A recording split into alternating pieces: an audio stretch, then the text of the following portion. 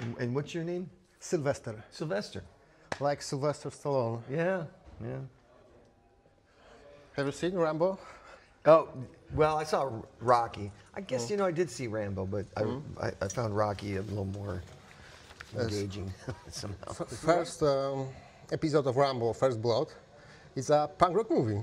Oh, yeah? Yes, it's about Rambo, who is an outsider after the war. Yeah. He don't fit to society. He struggle with local police. So it's a bit of punk rock attitude. The rebellion thing, yeah. Yes, rebellion and being an outsider and being not adjust to society. It's all about it. Yeah. But the book is different than the movie. Okay. Because Rambo is based on a book. Not many people know about it. I wouldn't have thought that. Yes, because it seems to be a silly movie with a muscular guy who fighting the other, but it's based on a book. Deeper story here. Yeah. Okay. I highly recommend to read a book because it's very thin. It's about 100 pages. I think I want to read it just so I can say, I'm reading Rambo. Yes. And everyone's going to be like, what the... It's always amazed people. Yeah. It's a book? Yeah. That's crazy. Yeah. Okay. As you said before, sorry, we have to introduce ourselves. So, hi, I'm Sylwester, and today we are in Krakow, and my guest is the legendary Milo from the Descendents. Hello to you, Sylvester, and to you out there.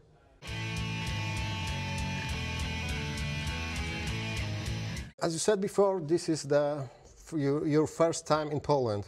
Yes. I'm wondering, why did we have to wait so long for a very first Descendents show here? I don't know. I wish I knew the answer to that. I mean, I was downstairs in this club. This is the Quadrat. Yeah. And there's all these posters on the wall, bands playing here in the 2010, 2011. Mm-hmm.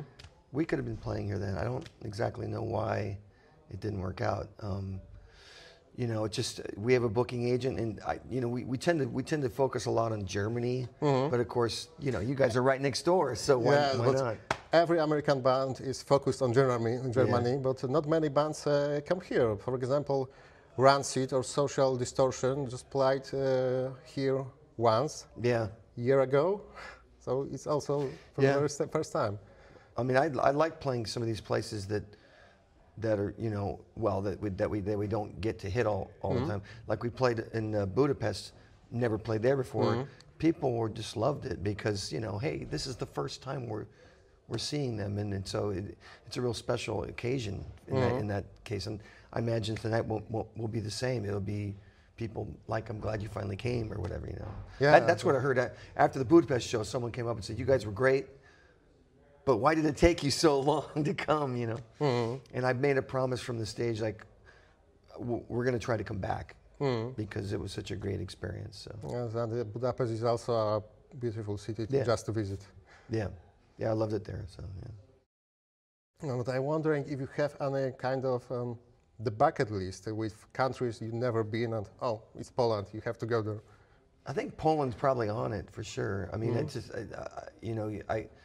I had, since I'd never been here, and I did want to go see like Auschwitz just for history. I'm a history fan, so yes, it's not far from here. Yeah, and I almost pulled it off, but it's just a little too far out for me to make it there. But yeah, a lot of my bucket list cities would be like something related to history that I'd want to see. I'd love to see Russia someday, even though it's not a place I'd want to be right now, but I'd love to see Russia someday. Yeah, I totally understand you because of architecture, because of history, because of Baikal is amazing. Yeah. But maybe we'll cut it from this conversation. No, I'm joking. Sorry. Yeah. It's just a country with a difficult history. We also have a difficult history. Well, if you're, I'm not being pro-Russia. I'm just saying I'd like to see the country, but I'm actually very anti-Russia, as I'm sure most people are. If you're not Russian, you're basically anti-Russian as far as I can tell. So. Yes, I hope that there's some Russians who are anti-Russian, anti-Putin. Exactly that too, yeah. Do you know anything about Polish punk rock scene? Do you know any punk rock bands from Poland? I don't. I have to admit, if Carl were here, our bass player, he probably would. I should have asked him that before I came in here, but I have to admit I don't. So if anybody asks you about it, you can always call a Deserter, because it's a very first Polish band who put a record through maximum rock and roll. Deserter. Yeah, Deserter. Okay. Like a desert. Yeah. Yeah. Okay. I'll check that out for sure. It's a tip for me, but it's also a famous band who still plays. Yeah. And they were from the 80s, maybe, or 90s? Or? Yes. Okay. They're from 80s. They celebrate their 40th anniversary a few years ago. So that was kind of in that period of Solidarnosc or whatever? Or that yeah. Okay. Yeah. So that was... That's one of the pioneers. Good time to be a punk rock band, I guess, during that period where there was, the kind of upheaval was happening and all that. So, yeah. Oh, this is a question from card number 4, because in the United States you have now a difficult situation with Donald Trump, so maybe this is another good time to be in a punk rock band. That's what people keep telling me. I mean, the same thing happened in 2016. You know, this guy, this total buffoon wins office, and I kind of like looked at my feet like, great. And then I looked up and thought, well, now I can go write some punk rock songs, which I actually did. I mean, I don't try to write political music, but when you have someone like Trump in office, who he just makes me angry all the time, and I mean,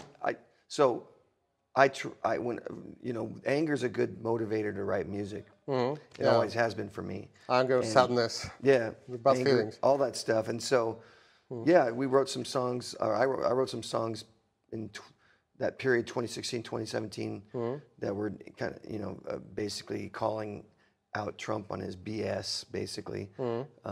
And I guess I'm due for a few more now that he's back in office. I mean, it's almost like the songs write themselves at this point, because every new day brings some new atrocity that or some new fuck up that he's done, or some new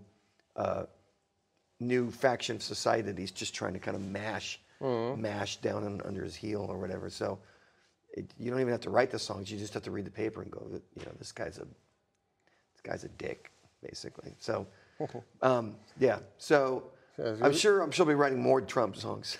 You don't have to look hard, because it's easy to find an inspiration right now. Very much so. And it reminds me a little bit Ronald Reagan era. Yeah, and it's funny because when we started our band, Reagan was just gotten in office, or actually we started the band, and then like a year or so later, Reagan gets in office, and we didn't write any anti-Reagan songs. All the bands that started around that time had all written all these anti-Reagan songs, and we were just more interested in writing songs about like fishing and food and girls and coffee. And coffee, exactly. And I guess we figured, well, those guys they'll cover the Reagan stuff, and we'll just do these other subject matters. But this time around, I really do think it comes back to what I was saying about what moves you, or what kind of like gets you charged up. And I think we were just these young teenagers getting charged up about coffee and food and stuff. So that's what we wrote about. I think, if you were to write about Reagan as a 16 or 17-year-old, would you really be that well informed enough to know what to say about him? I don't know. But I mean, that's why this time around I feel like I read the news, and I'm pretty well versed in it, and I feel like I do have something to say about this dick.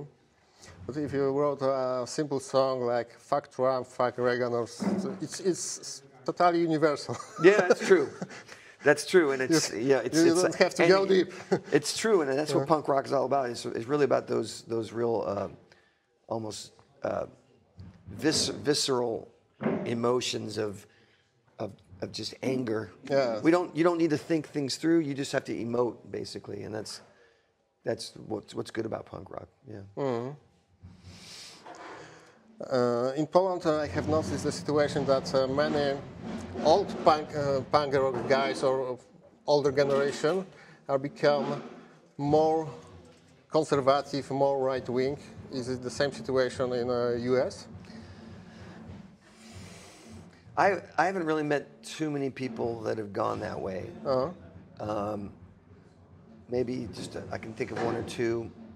I won't name names, but yeah, most punks still have like a desire for equality and egalitarianism. So I guess it means that they're staying true to what punk is all about. Because I feel like if you're going to be punk and you're going to be conservative, that doesn't compute with me. Yeah. Punk and conservatism, they don't. And it's like, I can remember reading like when I wrote some of my songs back in the 2016, 2017, and reading some people's reaction to it, and them saying like, Trump's more punk than you. You're saying Trump is more punk than me. I don't even know what that means, but it's because he's shaking things up, and he's but that's a great statement. That's the thing, is that I think people think that about him, but that's a very surface level. It's a very surface level observation about this guy who essentially wants to cut taxes for the billionaires, and he wants to, deport all immigrants. I don't know how you get punk out of that. Yes, it does mix with punk rock. We are talking about Trump, punk rock, and this is a crucial topic right now. But do you have your definition of what punk is? I think for me, it's just the freedom to do whatever you want musically, and with whatever talent you have.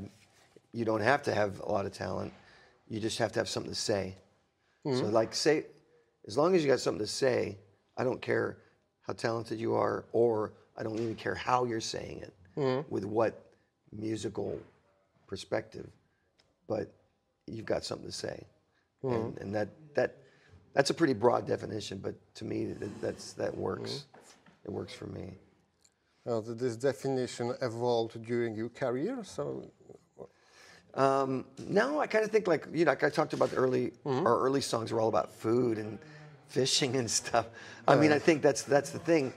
You think about food is an important topic. Yeah, well, and the thing is it's when you write a song like that, and it's couched and it's framed up against all these other bands writing about politics and stuff, then which is more radical, which is more revolutionary?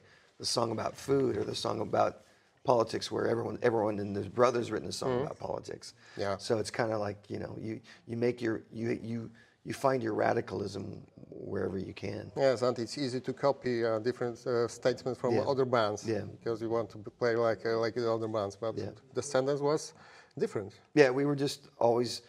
It wasn't a conscious effort, but I think we're going back to that same theme of like, say what you want to say and what moves you, and don't be worried about whether it is accepted by others or whether it's in the popular mainstream or anything like that. And so that's why we kind of stuck out like a sore thumb. Even in LA, there, we were kind of a bit of a misfit band because we wrote these weird songs. I mean, I think we were best friends with the Minutemen because our songs were as short as theirs, but that was kind of like what we shared in common with them. And I think we kind of banded up with other misfit bands from that scene. But today you are playing with a negative approach with Circle Jerks, so more political, more angry band, less pop punk than you. Yeah, I mean, Circle Jerks we knew from way back when. I mean, I think their first record came out and it became like, the record that you had to play. I mean, I think that and the Germs and X and Black Flag, all those bands, I played those to death. And I really liked a lot of the songs on that first Circle Jerks record quite a bit. Songs like Beverly Hills, I Just Want Some Skank, that kind of stuff.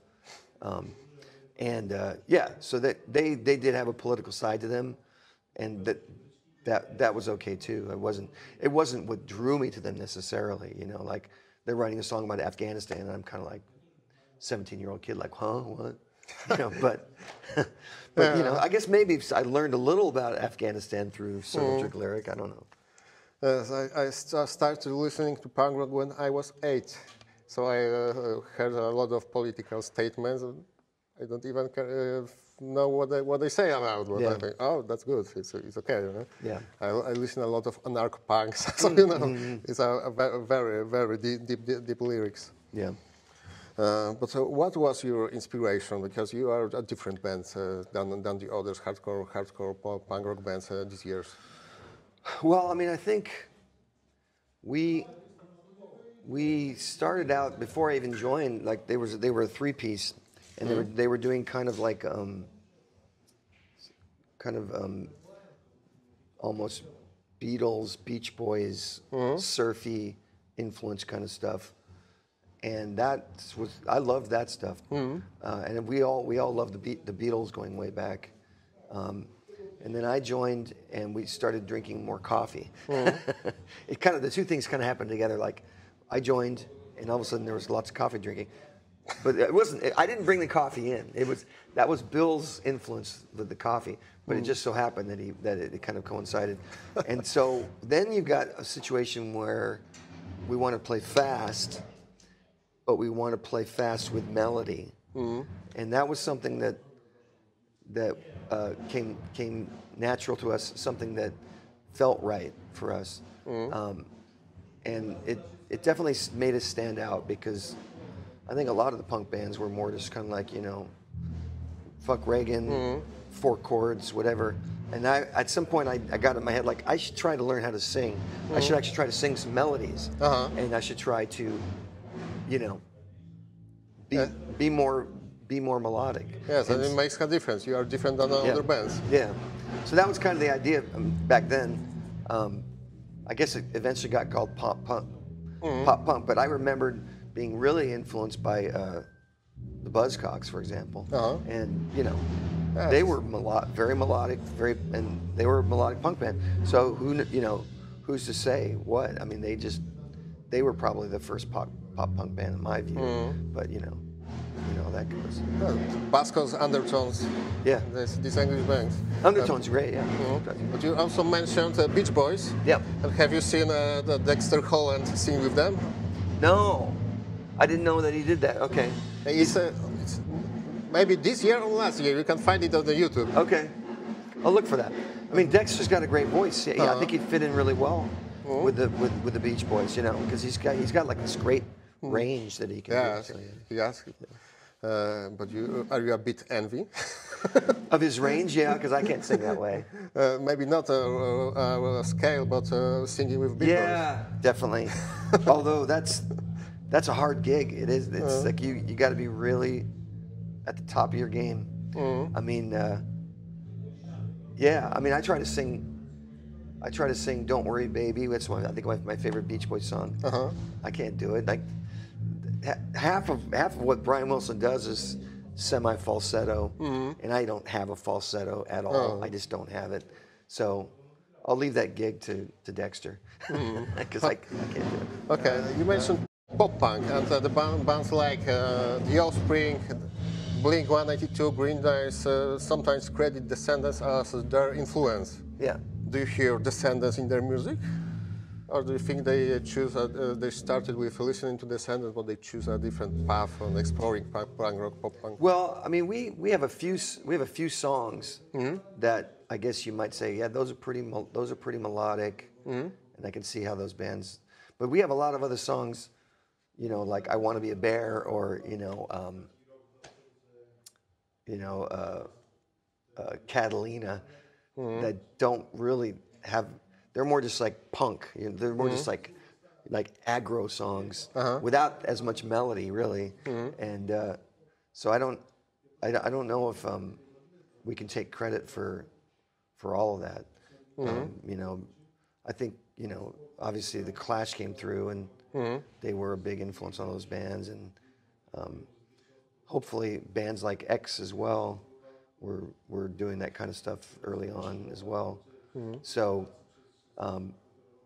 yeah, I mean, I feel like we do something more akin to like hardcore with melody. Yeah, exactly. I know there's a genre now called melodic hardcore, and we don't do melodic hardcore, but we do hardcore with melody. Or Bill called it at one point called it chainsaw. Quite unique band. Bill's called it chainsaw pop too, which is another With a lot of coffee, but yeah.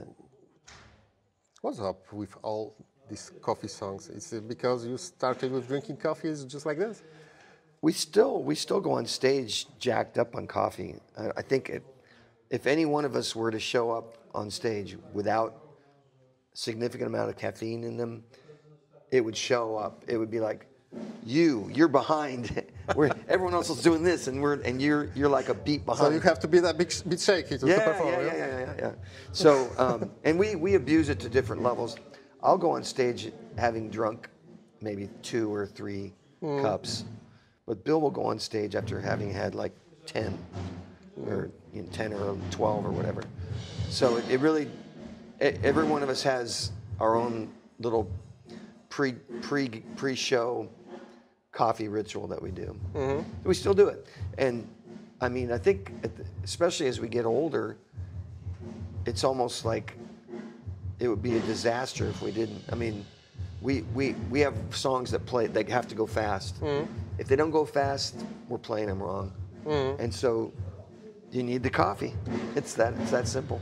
You say you have a special ritual. Are you using French press for etc.? Many years ago, we used to make what's called a bonus cup, and that we don't do that anymore. But we used to use instant coffee and pour a bunch of instant coffee in the powder into a cup. You'd have like this much instant coffee and then this much water, and you'd make like this kind of thick, sludgy. So this is hardcore. this is called a bonus cup. And then at some point after having done this for a few years, we realized, there's this thing called espresso that does the same thing. And so then we started drinking espressos, and wherever we could get them, that was the start of the Starbucks phase of our career, where every corner now has a coffee shop, and you can get that.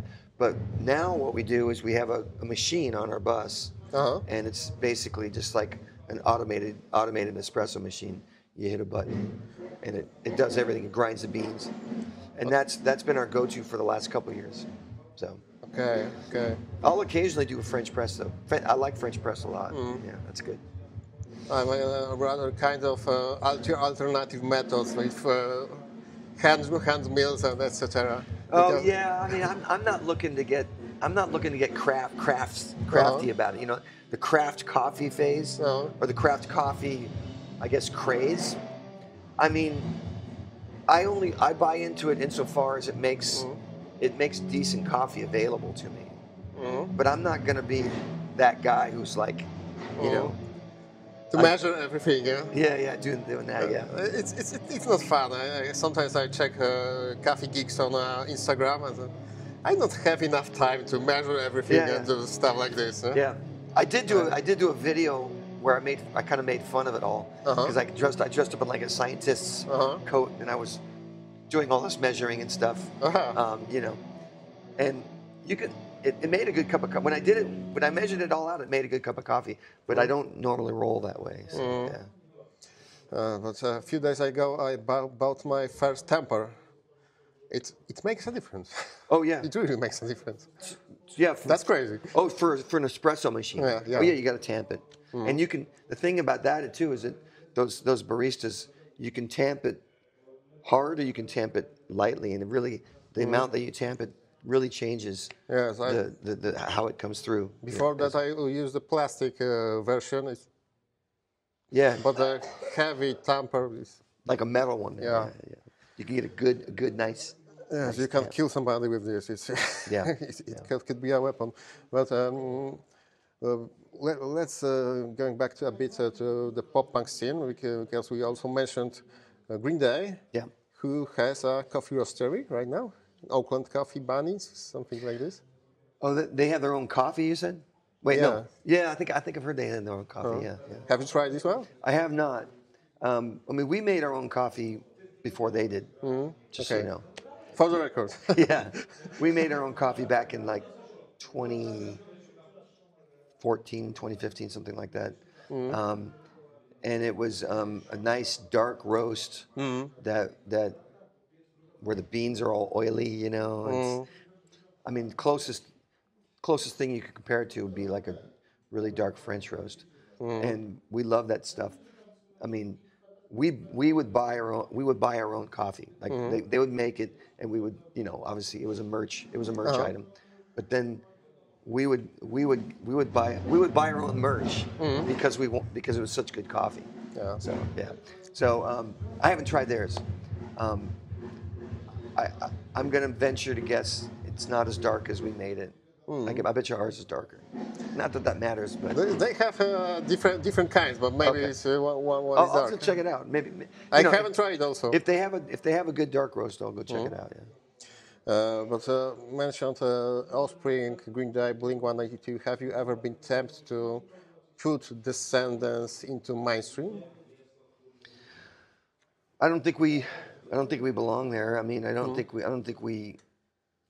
think our music makes it in that realm. Not as it's written. And you know, it is interesting though, because we do try to write pop music. But our pop music is just off kilter enough and just aggressive enough to not ever be mainstream, as far as I can tell. Like, I listen to our music and I kind of go, that was, you know, Bill writes this great pop song, and I go, man, I can hear the Beatles playing that. And then we take it and we just like make it all like, and then it's like, well, okay, so that's not getting on the radio, you know, whatever. But that's fine. That's just that. It's the way we like to play. We like to write pop music, but we like to also satisfy these other urges, like rocking hard, you know. And it wasn't meant for radio, as far as I can tell. What is interesting for me as a guitar player in Descendents is even if you have a catchy pop punk song, you have a complicated structure, complicated guitar line, and interesting riff. So it's unique and it's not as pop as Green Day. Yeah, I mean, and of all the members of the band, I probably write the simplest music because I can barely play guitar myself. And so but when we stack all of our songs up next to each other, I kind of go, I like Bill's songs, I like Carl's songs, I like Stefan's songs, and I like my own songs least because they're the most simple. And then that's just, you know, simple's good. It's what I gravitate towards, but also their songs are just better. So. Okay, but they just accept your songs that Milo, it's too simple. We can make it more difficult. I mean, I always play for them, and I go, hey, could make this more complicated because I can't. Okay. You know, and they'll try to make it more complicated. This is how it works. Yeah. Yeah. Okay. Well, they did a good job. Yeah. It's not. I wear a NOFX NOFX shirt today because you are playing at the final NOFX tour. Yeah. Was it emotional, inspiring, or just another show to play? It was. I actually we played the second to last one, and then Mike did invite me to play the last one. Both those shows were in California, and I was committed to going, and then I actually got sick. After I got off stage, I was feeling just awful, and we still had to play like another benefit show later that night. So by the next day, I was just like, I don't think I can do this. I couldn't do it. So I was kind of, I was really disappointed that I couldn't make it there to the very last one, because we were all going to get up and play that one song that they did, the 20-minute song that they do. But Decline. Yeah. And I learned it and everything. So you know, Mike. It's hard. If Mike, I'm sorry, I truly was sick and couldn't do it. But But no, it was those. I think for that last year, we played a lot of NOFX shows with them, and every single one, it was a special thing because we, it was coming to an end for them, and Mike was really, you could tell he was very emotional on stage for most I of saw them, some pictures. He has tears in his eyes. Yeah. So I mean, I'm not 100% certain they won't play another show in the future, but because it's the thing about what we do is it's so addictive. It's so it gets in your blood, and I can imagine in a few years he'll be like, I got to get out there and play another show. So we'll see. For example, Judas Priest, who are doing a farewell tour for 15 years. Yeah. I mean, I'm kind of a perfect example of that. Of like, I'm not playing anymore. How many times have I said that, and then just like a few years later come back? Yeah. I mean, I did it in '82. I did it in '87. I did it in 82, '87, and '96. Three different decades. No, 2 different decades. Said, I'm done, and then here I am still doing it. So you are done with quitting, huh? Yeah. Now I'm through quitting. I've quit quitting. This is the longest I've been doing it since.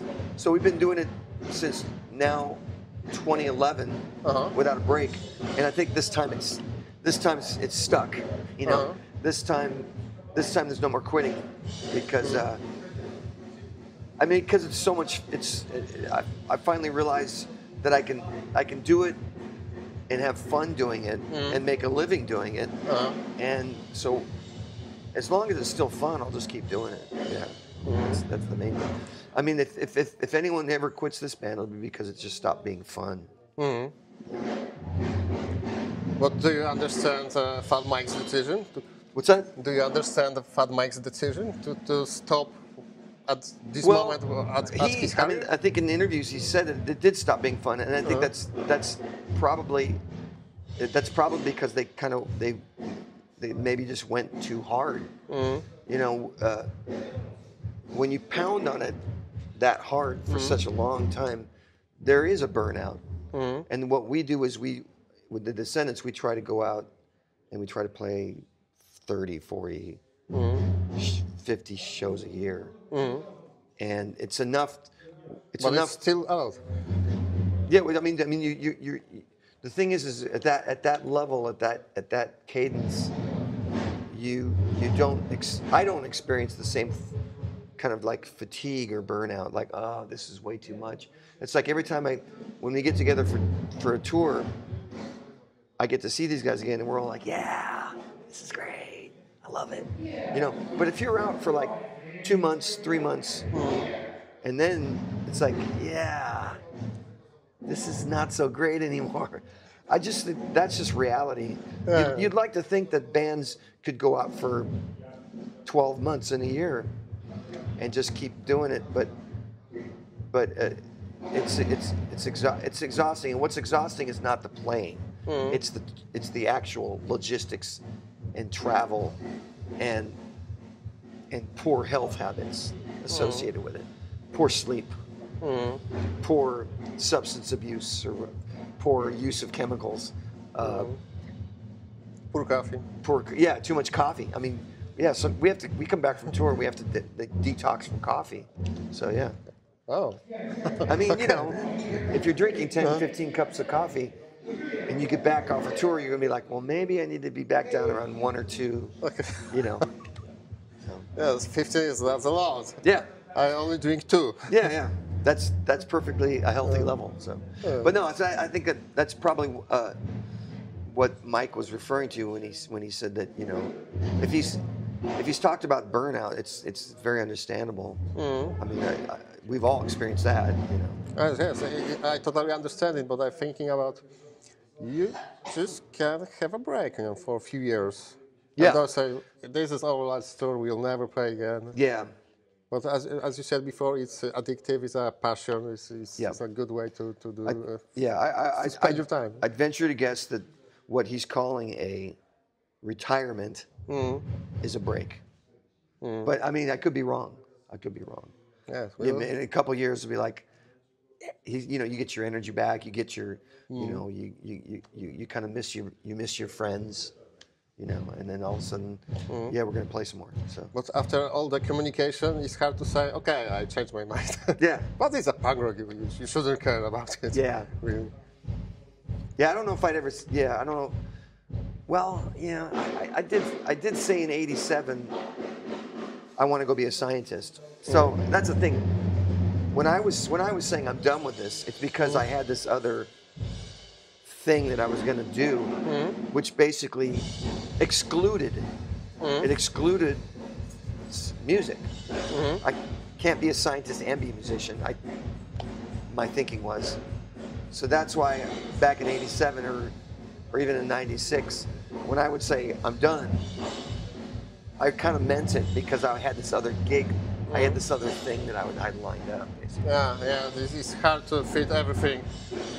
Let's back a bit to a punk rock and punk scene, because the situation that we see in Poland, that is punk rock become a kind of classic rock. Okay. They say that pop punk is a new dead rock. What do you think about it?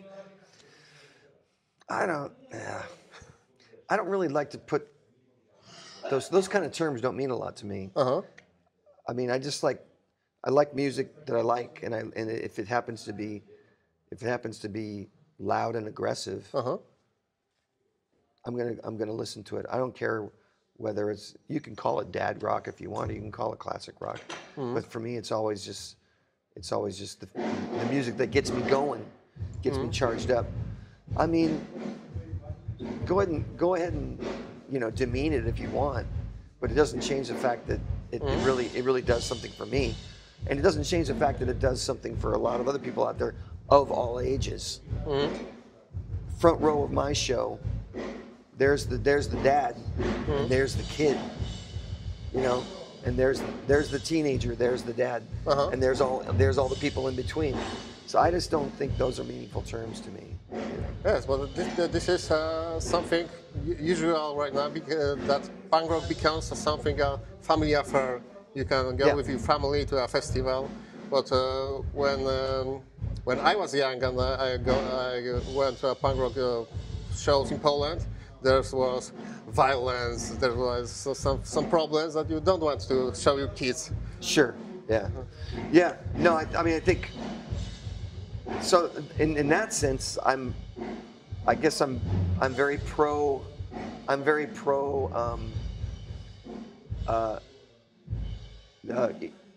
making it accessible. If using that word accessible is kind of like, oh, that's a bad word, accessible. But no, if you make a music accessible, that means that like you say, people who don't want to get their heads kicked in can still go and have a good time. Yeah, exactly. And so yeah, I'm all for that. Yes, that's good, because there's some hardcore bands who have lyrics. You are not a part of scene, so we are a hermetic society. Yeah. I don't like it either. Yeah. We back in LA, back in the early '80s, that was kind of happening too, where it was just kind of like, oh, you got long hair, we're gonna beat you up, you know, that kind of thing. So. But you guys were kids in glasses, or like a more nerdy band. Do you think that you aren't punk enough to be a part of punk scene? Well, we just we happen to be part of a within LA. There was the South Bay, and that was the scene that we were tightly connected with, and it just so happens that those bands were not so regimented in terms of like looks and sound.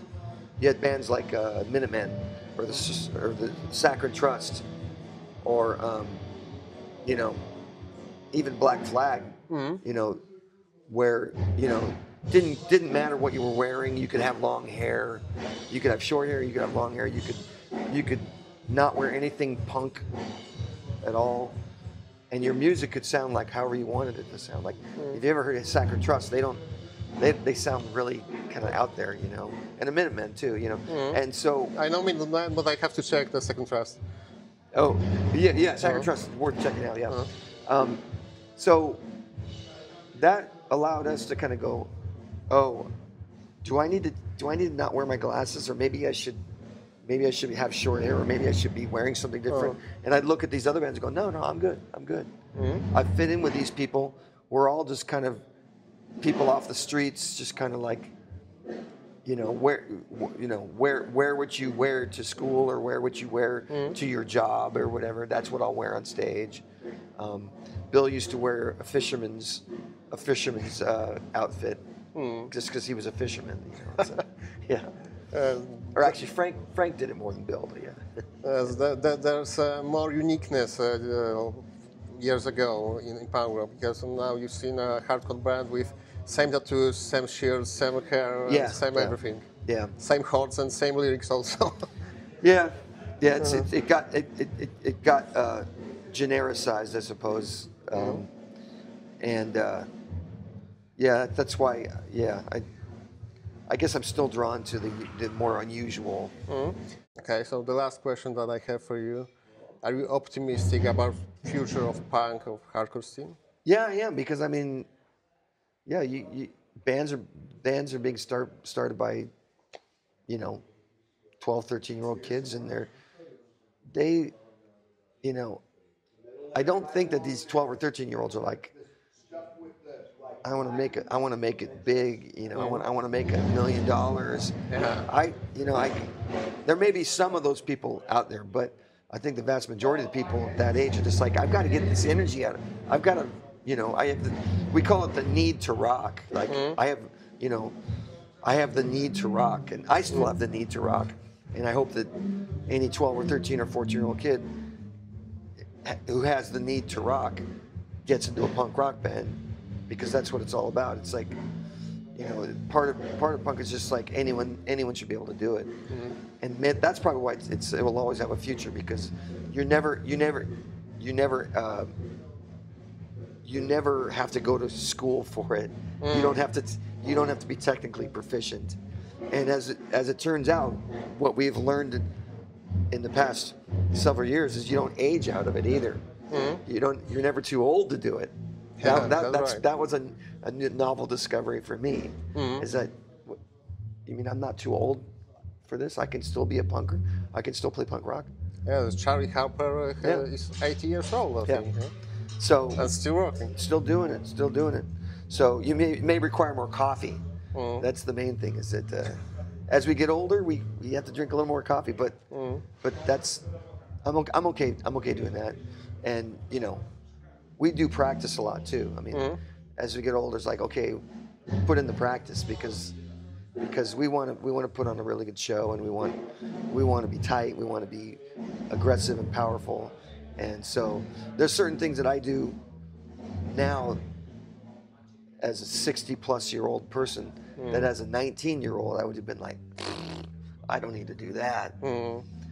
But and where I'm now, I'm like, damn, I kind of wish I was doing what I do now back then, because it's stuff that really, it's stuff that makes it more fun. It makes it a better overall kind of like performance, but also it makes it just more fun and more confident on stage. Yeah, and just more confident on stage, and more and able to kind of play a show and then go, cool. Now I'm going to play the same show tomorrow, and you won't even know the difference. In other words, what I'm saying is that I used to play back then, and I like the next day I'd be like, I'm done. I can't. Like we'd play one show and I'd be trashed. My voice would be trashed for the whole tour, and so you learn these things as you get older, and it's kind of like, I really wish I would have, I really wish I wouldn't have been so arrogant back then to think I don't need to warm up, I don't need to drink water, this kind of stuff. Yes, I totally understand you, because I'm 40 and I have played in a punk rock band since 2001. So it's more than 20 years that I've been doing, and I just started to practice every day to play my guitar this year. So after 20 years, I decided, I am a stupid bastard. It's like, it seems so simple, but like when you're younger, you're just like, nah, I'll be good no matter what. So just one practice before the show, and we'll kick it out. So, but that's part of it. It's also like, we talk about punk, and it's like, well, you don't have to be good to be punk. Yeah, but you don't have to be good, but it makes it more fun if you can play the way you want to play. Yes, you don't have to be good if you want to suck on stage. Yeah, that's true. You can be punk and you can suck, or you can be punk and be good. That's what we're aiming for. So thank you. Cool.